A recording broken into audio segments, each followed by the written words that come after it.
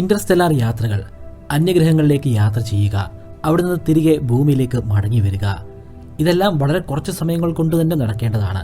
കാരണം മനുഷ്യ ആയുസ് ആകെ 80 വർഷം മാത്രമാണ്. ഇതിനിടയിൽ നമുക്ക് ഒരുപാട് കാര്യങ്ങൾ ചെയ്യാനുണ്ട്. യാത്രയ്ക്ക് വേണ്ടി മാത്രം ഒരു ആയുസ് മാറ്റിവെക്കാനും സാധിക്കുകയില്ല. പ്രകാശ വേഗതയിൽ സഞ്ചരിക്കാൻ സാധിക്കുകയില്ല എന്ന് നമുക്കറിയാം. എന്നാൽ പ്രകാശത്തിനോടൊപ്പം നിൽക്കുന്ന വേഗതയിൽ സഞ്ചരിക്കാൻ സാധ്യമായാലോ? അത്തരത്തിലുള്ള ചില ഗവേഷണങ്ങൾ നടന്നുകൊണ്ടിരിക്കുകയാണ്. എന്തിനേറെ പറയണം, 2022 ആ പരീക്ഷണം നമ്മൾ നടപ്പിലാക്കുകയും ചെയ്തു. നിങ്ങളെല്ലാവരും നിയാസെയിലിനെ കുറിച്ച് കേട്ടിട്ടുണ്ടാകും.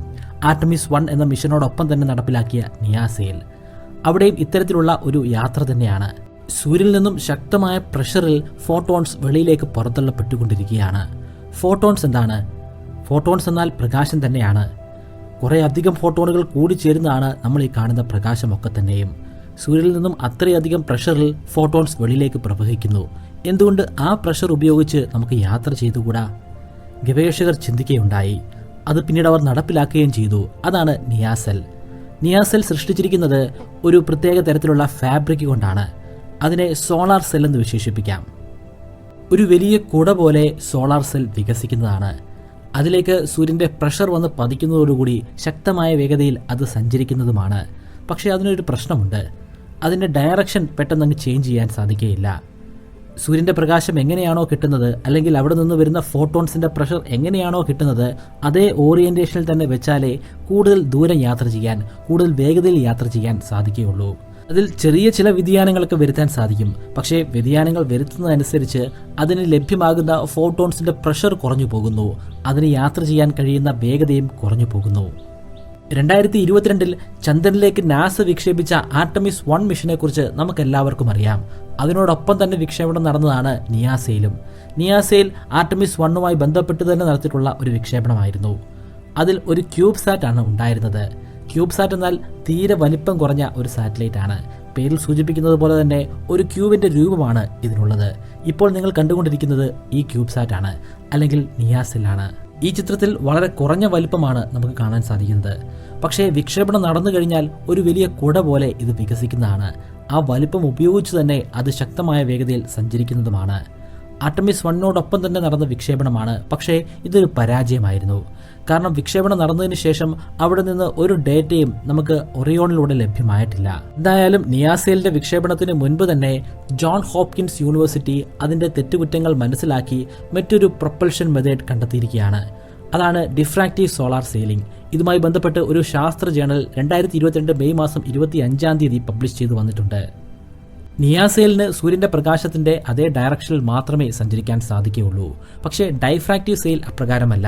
ഇതിന്റെ ഉള്ളിൽ ഒരു ചെറിയ ഡിവൈസ് ഘടിപ്പിച്ചിട്ടുണ്ട്. ആ ഡിവൈസിന്റെ ആപ്ലിക്കേഷനുകൾ ഇപ്പോൾ നമ്മൾ പല രീതിയിലും ഉപയോഗിക്കുന്നതുമാണ്. ബാർകോഡ് സ്കാനേഴ്സ് അതിന്റെ ഒരു ഉദാഹരണം മാത്രമാണ്. ഈ ഡിവൈസ് ഉപയോഗിച്ചിട്ട് സൂര്യന്റെ പ്രകാശത്തിന്റെ ഡയറക്ഷൻ തന്നെ നമുക്ക് ചെറിയ രീതിയിൽ മാറ്റാൻ സാധിക്കും.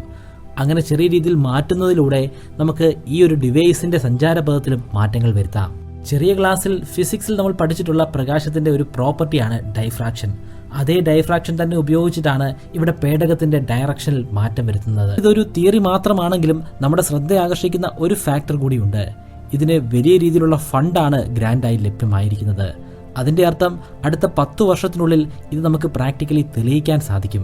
ഇത് വിജയിക്കുകയാണെങ്കിൽ അടുത്ത 10 വർഷത്തിനുള്ളിൽ നമുക്ക് അതിതീവ്രമായ വേഗതയിൽ ചൊവ്വാഗ്രഹത്തിലേക്കും ജൂപ്പിറ്ററിലേക്കും സാറ്റേണിലേക്കും പോകാൻ സാധിക്കും. സാറ്റേണിന് അപ്പുറത്തേക്ക് പോകാൻ സാധ്യമല്ല.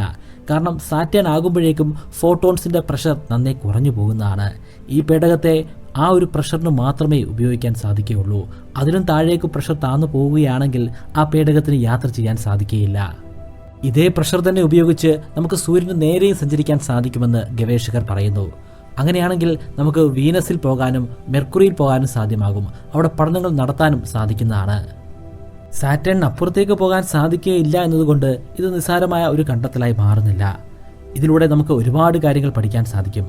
ഇപ്പോൾ തന്നെ നമ്മൾ നിരവധി പഠനങ്ങൾ ഈ ഗ്രഹങ്ങളിലൊക്കെ നടത്തുന്നുണ്ട്. ഇതിനുപരിയായി ഇതിനിടയിൽ സ്ഥിതി ചെയ്യുന്ന ആസ്ട്രോയിഡ് ബെൽറ്റിലുള്ള ആസ്ട്രോയിഡ്സിലും പഠനങ്ങൾ നടത്തുന്നുണ്ട്. എന്നാൽ നേരിട്ട് അവിടെ ചെന്ന് ഓരോ പഠനങ്ങളും നടത്താൻ സാധിക്കുകയാണെങ്കിലോ അതിന് വളരെയധികം സഹായപ്രദമായി മാറുന്നതാണ് ഡിഫ്രാക്റ്റീവ് സെയിൽസ്.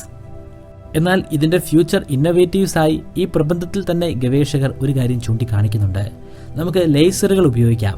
വലിയ രീതിയിലുള്ള ലേസർ ബീമുകൾ ഭൂമിയിൽ തന്നെ സൃഷ്ടിച്ച് അതുപയോഗിച്ച് നമ്മുടെ ഈ സോളാർ സിസ്റ്റത്തിനും വെളിയിലേക്ക് അതിനെ അയക്കാൻ സാധിക്കും. പക്ഷേ നിലവിലുള്ള ലേസർ സാങ്കേതികവിദ്യ അതിന് അപര്യാപ്തമാണ്. എന്നാൽ ആ മേഖലയിൽ വലിയ രീതിയിലുള്ള പഠനങ്ങൾ നടക്കുന്നുണ്ട്. അത് ഈ ഒരു ഇന്നൊവേഷനുമായി മാത്രം ബന്ധപ്പെട്ടിട്ടുള്ള പഠനങ്ങളല്ല. ലേസർ പല രീതിയിൽ ഉപയോഗിക്കുന്നുണ്ട്. അതിൻ്റെ എല്ലാം പല ഇന്നൊവേറ്റീവ് വർക്കുകൾ നടക്കുന്നുണ്ട്.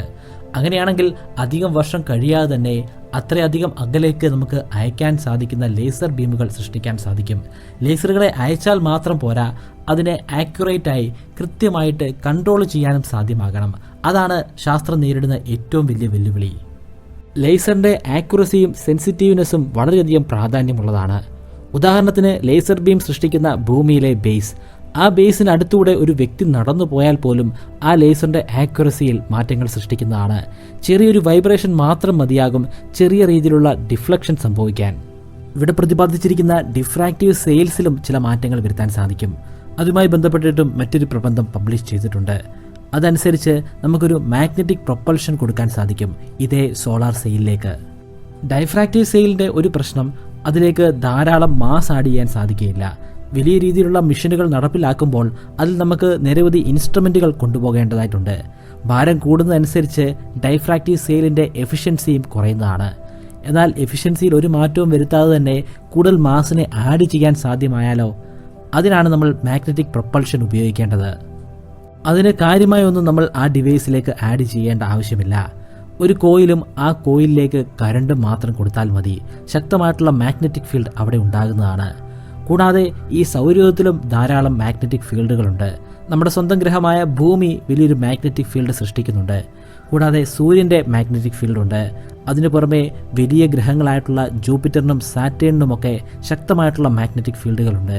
ഈ ഫീൽഡുകൾ ഉപയോഗിച്ച് കൂടുതൽ മാസിനെയും വഹിച്ചുകൊണ്ട് പേടകത്തിന് സഞ്ചരിക്കാൻ സാധ്യമാകും. സൂര്യൻ കഴിഞ്ഞാൽ ഏറ്റവും ശക്തമായിട്ടുള്ള കാന്തിക വലയമുള്ളത് ജൂപ്പിറ്ററിനാണ്. ജൂപ്പിറ്ററിൻ്റെ കാന്തിക വലയം ഒരു വാല് പോലെ നീണ്ട് ഔട്ടർ സോളാർ സിസ്റ്റം വരെ എത്തിച്ചേരുന്നുമുണ്ട്. അതുകൊണ്ട് തന്നെ ഈ മാഗ്നറ്റിക് ഫീൽഡുകളൊക്കെ ഉപയോഗിച്ചുകൊണ്ട് ശക്തമായ വേഗതയിൽ നമുക്ക് സൗരയൂഥത്തിൻ്റെ വെളിയിലേക്ക് പോകാൻ സാധിക്കും. ഈ പ്രബന്ധത്തിൽ പ്രതിപാദിക്കുന്നത് സൗരയൂഥത്തിന് വെളിയിൽ ഏകദേശം ഒരു സെക്കൻഡിൽ 700 കിലോമീറ്റർ വേഗതയിൽ വരെ സഞ്ചരിക്കാൻ സാധിക്കുമെന്നാണ്.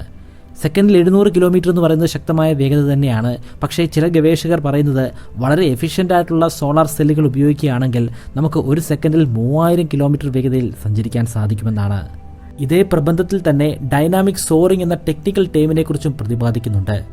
അതനുസരിച്ച് ഒരൊറ്റ വരയിലൂടെ സഞ്ചരിക്കാതെ പേടകം പല ലൂപ്പുകൾ സൃഷ്ടിച്ച് സഞ്ചരിക്കുകയാണെങ്കിൽ അതിൻ്റെ വെലോസിറ്റി 10 മടങ്ങ് വർദ്ധിപ്പിക്കാൻ സാധിക്കും. ഡൈനാമിക് സോറിംഗ് തുടർച്ചയായി ആവർത്തിച്ചുകൊണ്ടിരിക്കുകയാണെങ്കിൽ ഒരു ഘട്ടം കഴിയുമ്പോഴേക്കും സെക്കൻഡിൽ 1000 കിലോമീറ്റർ വേഗതയിൽ ആ പേടകത്തിന് സഞ്ചരിക്കാൻ സാധിക്കും. ഏകദേശം 2 വർഷങ്ങൾക്ക് മുൻപ് കമ്പ്യൂട്ടർ സിമുലേഷനുകളുടെ സഹായത്താൽ ഡൈനാമിക് സോറിംഗ് ഉപയോഗിച്ച് സെക്കൻഡിൽ 5000 മുതൽ 6000 കിലോമീറ്റർ വരെ സഞ്ചരിക്കാൻ സാധിക്കുമെന്ന് തെളിയിച്ചിരുന്നു. സൗരയൂഥത്തിന് വെളിയിലുള്ള കാര്യങ്ങളാണ് ഇവിടെ പറഞ്ഞു വരുന്നത്. സൗരയൂഥത്തിന് വെളിയിലാണ് ഇന്റർസ്റ്റെല്ലാർ സ്പേസ്, അതായത് ഒരു നക്ഷത്രത്തിൻ്റെയും അല്ലെങ്കിൽ ഒരു സോളാർ സിസ്റ്റത്തിൻ്റെയും ഭാഗമല്ലാതുള്ള പ്രപഞ്ചത്തിൻ്റെ ഭാഗം. ആ ഭാഗങ്ങളിലൂടെ സഞ്ചരിക്കുമ്പോൾ ശക്തമായിട്ടുള്ള കാന്തിക വലയം ലഭ്യമാകുന്നതാണ്. ഇവിടെ നമുക്ക് ലഭ്യമാകുന്നതിനേക്കാൾ തീവ്രമായിട്ടുള്ള കാന്തിക വലയം, വ്യത്യസ്തമായിട്ടുള്ള നക്ഷത്രങ്ങൾ സൃഷ്ടിച്ചുകൊണ്ടിരിക്കുന്ന കാന്തിക വലയം. അതുതന്നെയാണ് നമുക്ക് അനന്തമായിട്ടുള്ള സാധ്യതകൾ കൽപ്പിച്ചു തരുന്നതും. ഇന്റർസ്റ്റെല്ലാർ സ്പേസുകളിലൂടെയുള്ള യാത്ര, ആ യാത്ര നമുക്ക് സാധ്യമാക്കി തരുന്നത് മാഗ്നറ്റിക് പ്രൊപ്പൽഷനിലൂടെ ആയിരിക്കും. ഇവിടെ നമ്മളിപ്പോൾ പറഞ്ഞ എല്ലാ സാങ്കേതിക വിദ്യകളും പ്രാഥമിക ഘട്ടത്തിൽ മാത്രമാണ് നിലകൊള്ളുന്നത്. ഇനിയും ശാസ്ത്രം ഏറെ മുന്നോട്ട് പോകേണ്ടതായിട്ടുണ്ട്. പക്ഷേ ശാസ്ത്രത്തിൻ്റെ എക്സ്പൊണൻഷ്യലായിട്ടുള്ള വളർച്ച കാണുമ്പോൾ ഇത് അധികം വൈകുകയില്ല എന്ന് നമുക്ക് അനുമാനിക്കാം. ഇതുമായി ബന്ധപ്പെട്ട് കൂടുതൽ പ്രബന്ധങ്ങൾ പബ്ലിഷ് ചെയ്തു വരുന്ന മുറയ്ക്ക് ഈ ചാനൽ തന്നെ അപ്ഡേറ്റ് ചെയ്യുന്നതാണ്. നിങ്ങൾക്ക് അത്തരത്തിലുള്ള വീഡിയോകൾ കാണാൻ താല്പര്യമുണ്ടെങ്കിൽ ഈ ചാനൽ സബ്സ്ക്രൈബ് ചെയ്യാൻ മറക്കാതിരിക്കുക.